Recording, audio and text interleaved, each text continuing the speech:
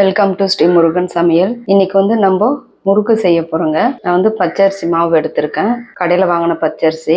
இப்போ இந்த கப்பில் 2 கப்பு எடுத்துக்கணும். இப்போ இதே கப்பில் நம்ம ஒரு அரை கப்பு உளுத்தம் பருப்பு எடுத்துக்க போகிறோம். அந்த உளுத்தம் பருப்பு கொஞ்சம் வறுத்துக்கலாம். இப்போ இது ஸ்லோ அடுப்புலேயே வச்சு கொஞ்சம் நம்ம கொஞ்சம் நல்லா ரோஸ்ட்டாக வறுத்துக்கலாம். ஒரு 100-150 கிராம் நம்ம உளுத்தம் பருப்பு எடுத்துக்கிட்டாலே போதும். அதிகமாக வறுக்க தேவையில்ல, கொஞ்சம் கலர் சேஞ்ச் ஆனால் போதும். இப்போ பார்த்திங்கன்னா நம்ம இந்த அளவுக்கு வறுத்துக்கிட்டால் போதும். இப்போ போதும், ஆஃப் பண்ணிடலாம். ரொம்பவும் அந்த கலர் சேஞ்ச் ஆகக்கூடாது, இவ்வளோ போதும். இப்போ நம்ம முறுக்கு மாவு பிசைஞ்சிக்கலாங்க. அதுக்கு 1 ஸ்பூன் எள் எடுத்துருக்கேன், கருப்பு எள் இல்லை வெள்ளை எள் வேணுனாலும் சேர்த்துக்கலாம். கொஞ்சம் பெருங்காய பொடி, உப்பு கொஞ்சம் சேர்த்துக்கலாம், பட்டர் கொஞ்சம் சேர்த்துக்கலாங்க. இப்போ இதை கொஞ்சம் நல்லா பிசைஞ்சிக்கலாம். இதோட சேர்த்து பட்டர் இல்லைன்னா நம்ம ஆயில் கூட சேர்த்துக்கலாம், கொஞ்சம் வெது வெதுப்பான ஆயில். இது அப்படியே இருக்கட்டும். நம்ம வறுத்து வச்சிருந்த அந்த உளுந்து நல்லா பொடியை அரைச்சி எடுத்து சலிச்சு இதோட சேர்த்துக்கலாம். இப்போ அந்த வறுத்து உளுத்தம் பருப்பு நல்லா ஆறிடுச்சு. இதோட சேர்த்து ஒரு 2 டேபிள் ஸ்பூன் உடச்ச கடலையும் சேர்த்து நல்லா கொஞ்சம் அரைச்சிக்கலாம் பொடியாக.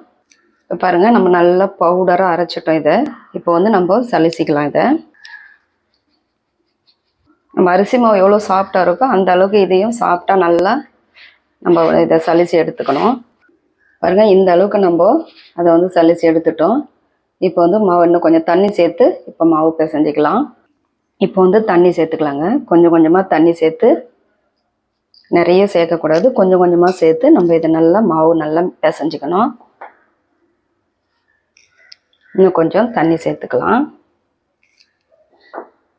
இதே போல் கொஞ்சம் கொஞ்சமாக தண்ணி சேர்த்து நல்லா ஒரு இடியாப்ப மாவு எப்படி பிசைவோமோ லூஸாக இல்லாமல் நல்லா ஒரு டைட்டாகவும் இல்லாமல் அந்த அளவுக்கு நம்ம முறுக்கு மாவையும் பிசைஞ்சு எடுத்துக்கலாம்.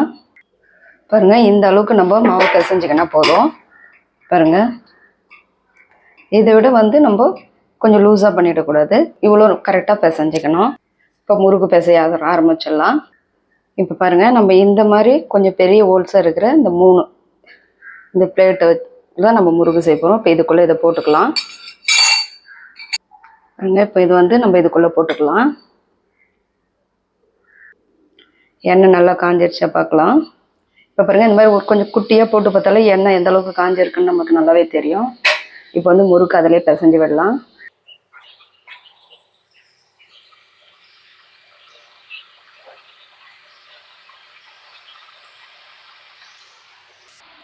பாருங்கள், இப்போ நல்லா 3 முறுக்கு இதிலே பிசைஞ்சு விட்டேன்.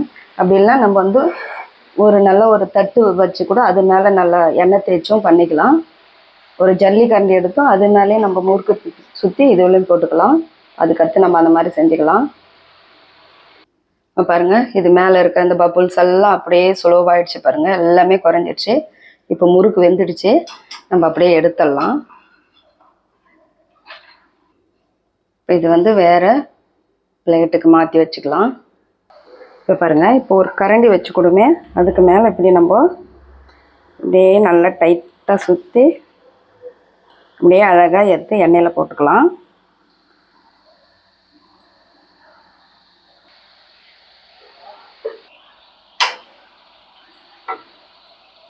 இது மாதிரியே எல்லாமே ஒன்று ஒன்றா செஞ்சுக்கலாம்.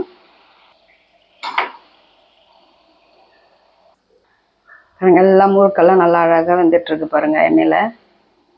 அது வெந்து முடித்ததும் அப்படியே அந்த எண்ணெய் ஃபுல்லாக, அந்த கொதிக்கிற எண்ணெய் ஃபுல்லாக அப்படியே அந்த பபுள்ஸ் ஃபுல்லாக டவுன் ஆகிடும்.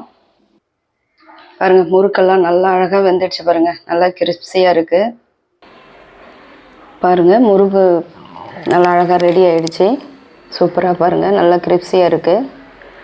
இது ஈவினிங் ஸ்நாக்ஸ் மாதிரி பண்ணலாம், இல்லை ஏதாவது ஃபெஸ்டிவல்ஸ் டைமில் கூட நம்ம இந்த மாதிரி முறுக்கெல்லாம் செய்யலாம். இந்த வீடியோ உங்களுக்கு பிடிச்சிருந்தால் லைக் பண்ணுங்கள், ஷேர் பண்ணுங்கள், கமெண்ட்ஸ் பண்ணுங்கள், சப்ஸ்கிரைப் பண்ணுங்கள்.